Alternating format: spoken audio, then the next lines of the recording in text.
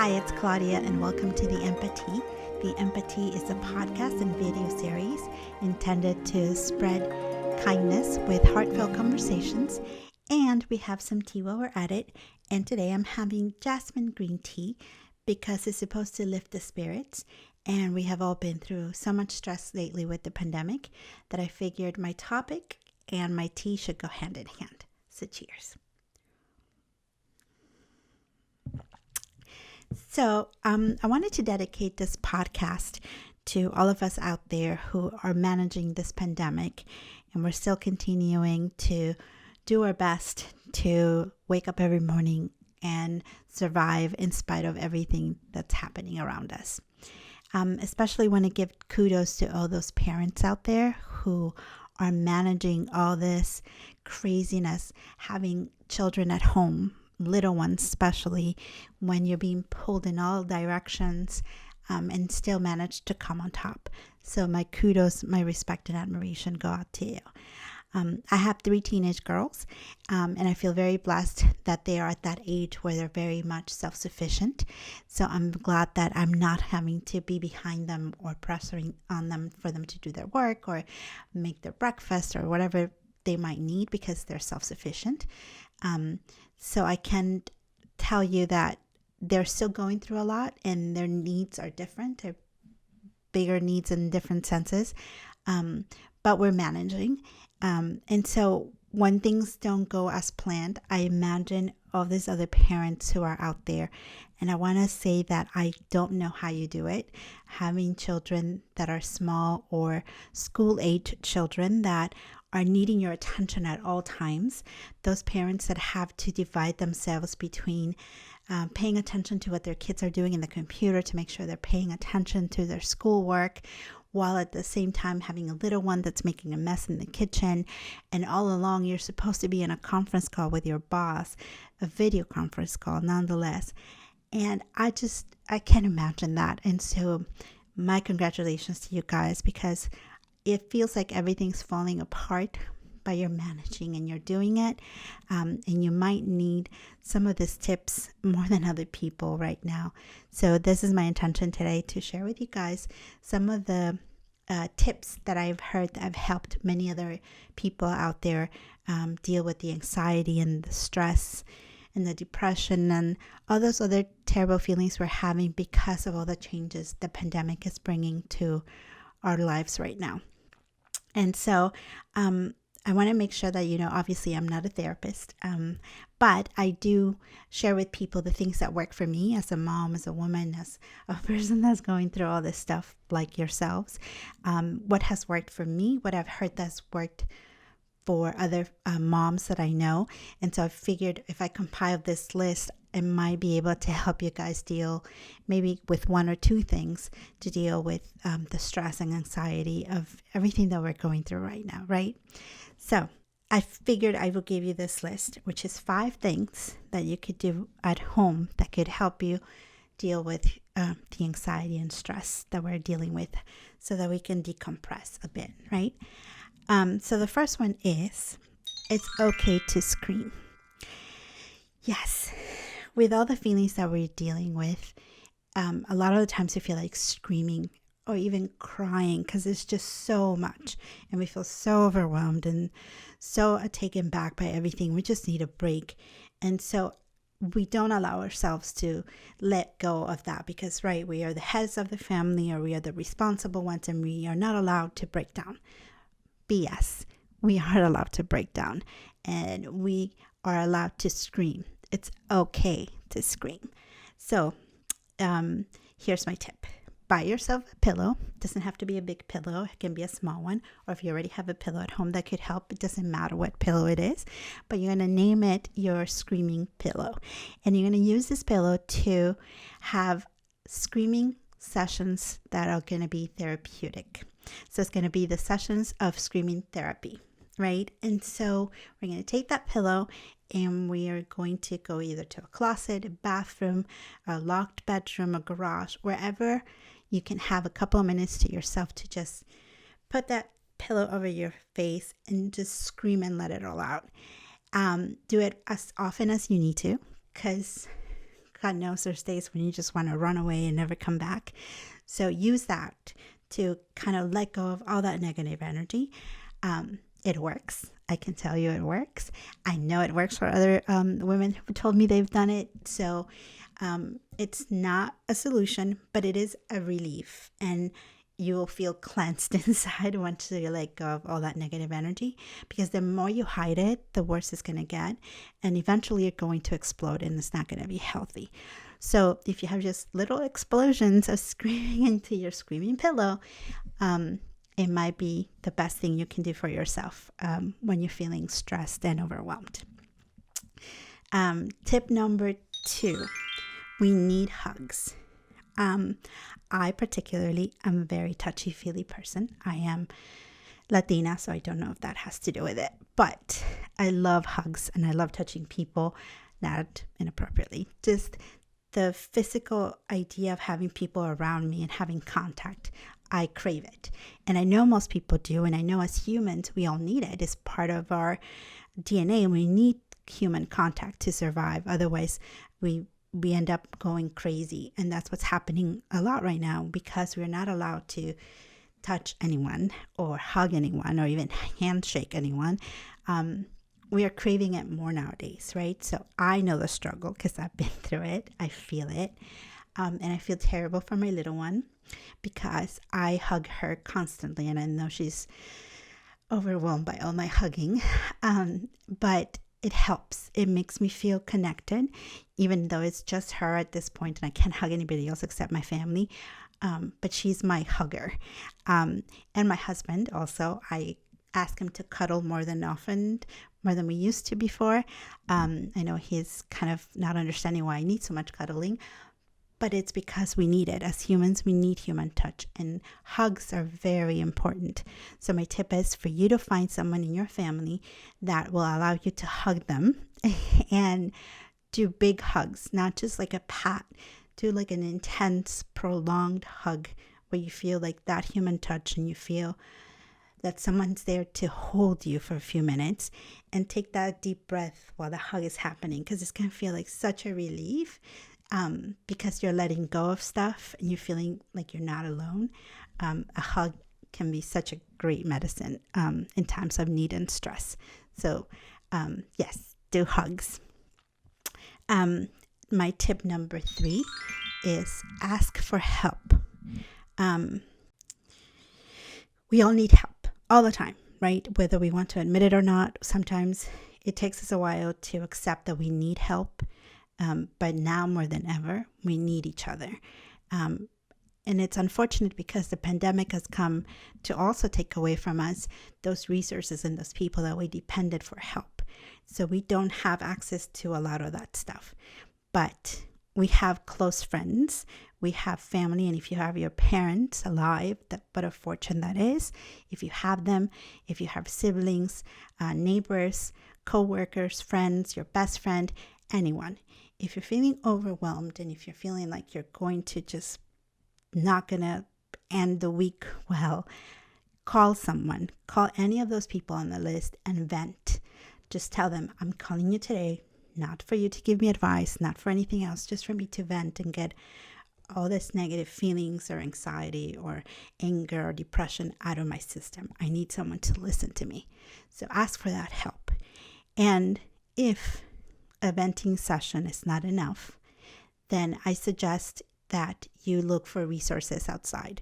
Fortunately, during this time, also many resources have become available online and over the phone, and the majority of them are confidential. So go ahead and go look for these resources. I know that I found 2 that could help you. One of them is mentalhealthfirstaid.org.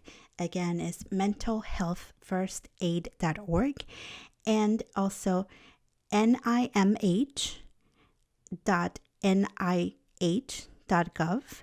And I'll have those listed in the bottom so you can look at them. Again, nimh.nih.gov.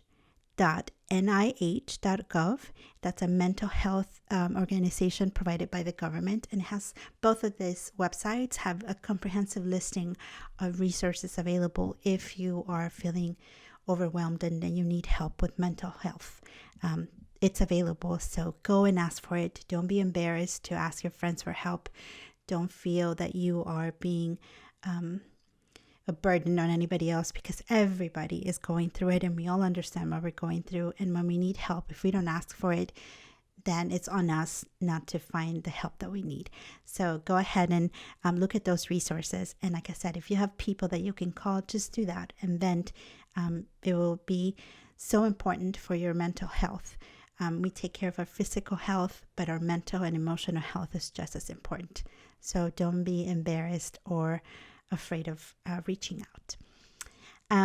The tip now that we go to is tip number 4. And this is walk and breathe.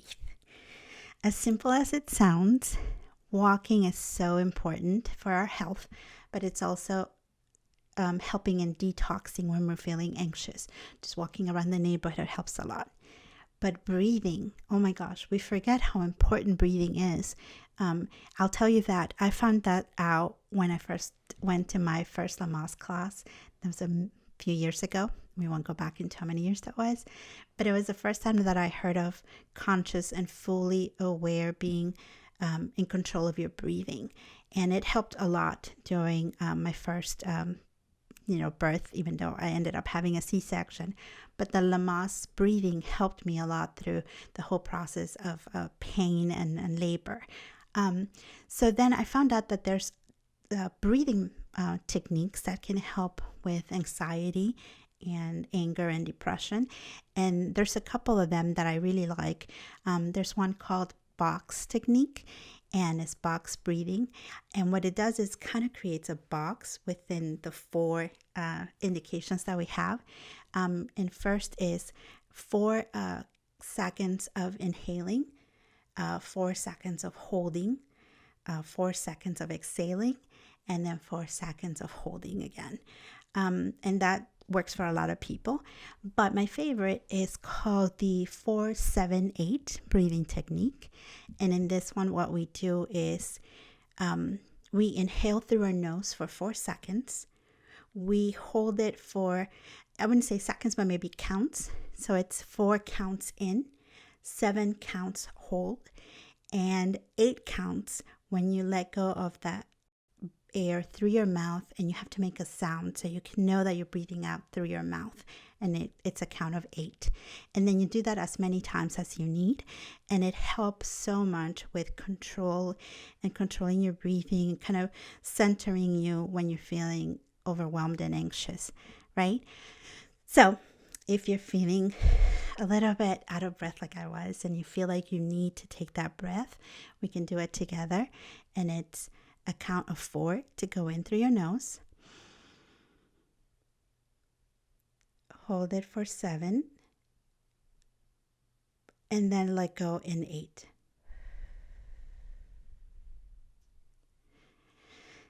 It's great. I hope it helps. It helps me a lot. I know it's helped other people when they're going through anxiety attacks.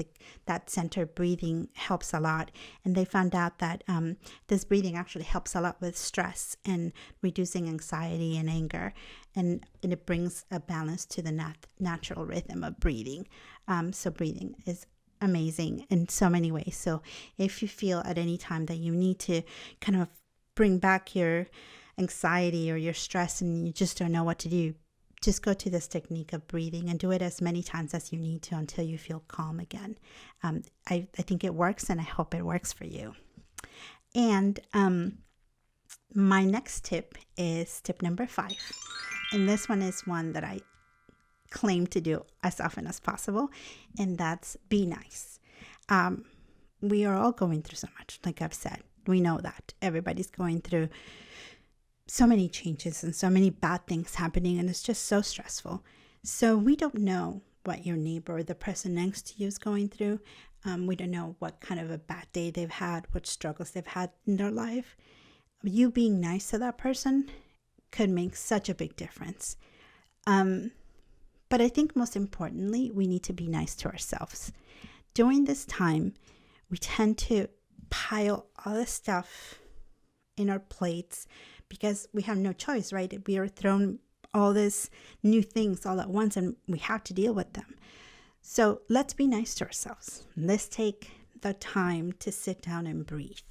Let's take the time to just take a moment to ourselves and to understand that we're not everything to everyone, that we're not going to please everyone all the time, that we are going to fail, and it's okay. It's part of being human to fall.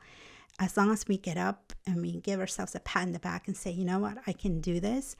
Just be kind to yourselves. Don't put yourselves down if you fall or if you feel terrible, if you did something that you shouldn't have done because your stress took you there. Be kind to yourself. If you're kind and nice to yourself, then you're more likely to go on better and be better to the people that you have to protect and help, maybe your kids or your parents or whoever needs you. If you don't help yourself, then nobody else is going to be able to help you if you don't take that first step. So be nice to yourself. It's really hard. We are sometimes our worst critics, but this is the time, if we needed to be nice to other people and to ourselves, this is the time. And hopefully we'll come out of the end of this nicer just in general to everyone. So the end of the pandemic seems to be closer. There seems to be a light at the end of the tunnel. And I think that after everything that we've been through, which nobody was prepared for, nobody knew how crazy our life was going to get in the past year and so on. But we've been able to come out of it and deal with and survive. So imagine all the possibilities of the things that we can do once this is over. If we have survived this, who is to say that we can't survive anything? Like the power that we have now, the stronger selves that we're going to discover after all of this is done, hopefully will give us the energy and the power to achieve more of the things that we wanted to achieve before. So there's always a light at the end of the tunnel. Let's look for that. Let's look to be nice to each other. Let's look for the opportunity to do better for ourselves and for others. I hope that all these tips and advice is helpful. If you have other tips or other mechanisms or techniques that have helped you manage stress and anxiety during this times, please share them with us. Put them in the comments or send me your feedback through social media. Obviously, I would appreciate that. And don't forget to like and subscribe and listen to the podcast in Spotify or Apple Podcast or any of the other platforms that you want to listen to.